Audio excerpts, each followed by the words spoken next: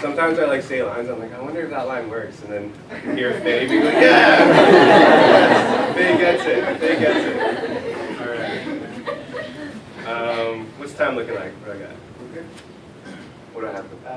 Another 10? Okay. Cool. I'll do one more piece, and then we'll do Q&A. And then I'm going to pass it on to someone who's like infinitely times more better than me. No, don't do this. Alright, so one more piece. This is kind of just in light of, you know, studying journalism and working for human rights organizations and now with Free the Children, and getting an idea of where we stand as Canadians on this world stage of trying to actually make a damn difference. You know, people do look up to this country as a beacon, and I think from what I see being as a Canadian, sometimes we don't live up to that ourselves. So this is just kind of something I want to leave you guys with, just to encourage you to, you know, for lack of a better word, in all the idealism that I can muster, go and do something. You know? So I clap my hands. I need y'all to shout, "Wake up!" All right? Wake up! Thanks. Okay. Wake up! Wake up! I talked to God in a dream one night. Saw him half bent over on some burnt-out, broken-down Broadway Street bench, humming soft hymns to himself while sipping communion wine out of a brown paper bag bottle. "Hey God," I said, "what's got you down?" See, I'm not used to seeing the divine frown, especially not with his eyes fixed firmly on the ground as if he were too tired to even look at me. "Hey God," I said again, "what's got you down?" God coughed, scoffed softly, brushed his sweater off, and stood up. Then he took me by surprise, looked me in the eyes, grabbed my arm, squeezed it hard, and said, "Chris, let me show you." Wake up! Wake up! We're in Sudan, watching blood-stained sand as man kills man. This isn't the way things were planned, God tells me. You see, these are my children, God tells me, but you sat back. You sat back as gunmen, blackjacks, blaze guns, and push packs, knifing backs, burning shacks, and raping girls. And you sat back, God tells me, as kid soldiers dropped their pencils to pick up rifles, rifling through their canvas pack sacks to find stacks of dynamite to strap to their backs, blowing shards of sharp metal and pieces of hot glass into the souls of their countrymen in this war for Sudan. Meanwhile, you sat back, God tells me. That's why you need to stop dreaming. You need to stop sleeping because there are things to be done. God leans in close. Chris, that's why you need to Wake up! in Cambodia, watching 14-year-old kids work 14-hour days, stitching shoes to bring home a tenth of minimum wage to feed their 7 brothers and sisters. This isn't the way things were planned, God tells me. See, these are my children, God tells me.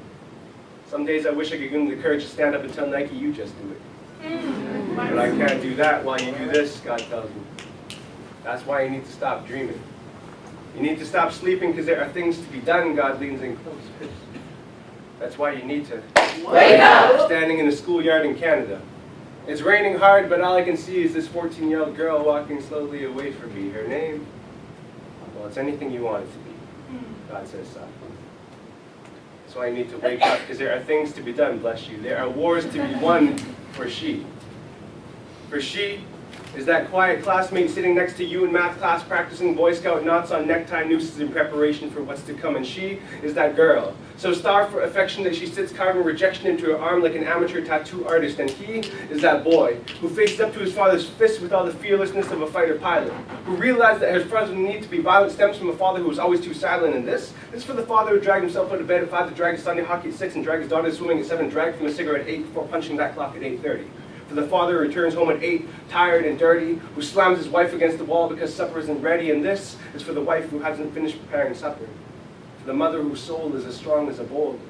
She carries the weight of her family on her shoulders. And this is for the man whose heart is as hard as his liquor.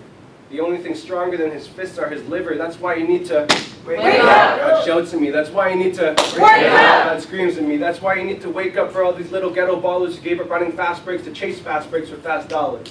And to wake up for all those little wannabe rappers who gave up writing sheets of raps for a list of rap sheets. For those who wander the streets looking for love in all the wrong places. For those who roam the globe wondering where love's face is. That's why you need to wake up! God whispers at me. I know these days might seem pretty dark sometimes. Some days I wake up and just pray for that day to be over. But other days I wake up and remember that I am a miracle. formed by a creative hand or the Big Bang, and regardless of where you stand on that issue, recognize that your muscle, bones, and tissue form an incredibly intricate, massive assets just waiting to be unleashed upon the world. So live your life by 4 words. God tells me. Love, joy, pain, and hope. Love because it binds us. Joy because it finds us.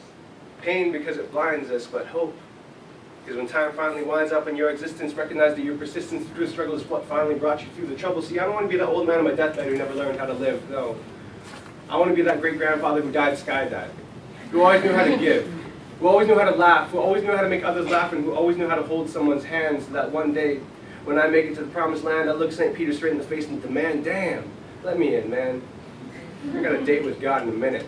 I brought the beers. It's nice to finally kick back and have a cold one. See, I sure took the long road to get here. And see, when I reach that place, when I'm done this race and finally get to see him face to face, yeah, on that day, you know, God will finally look up from his bent over position on that burnt out, broken down Broadway Street bench and say, Chris, I'm so glad that you finally decided to Wake up! Thanks, guys.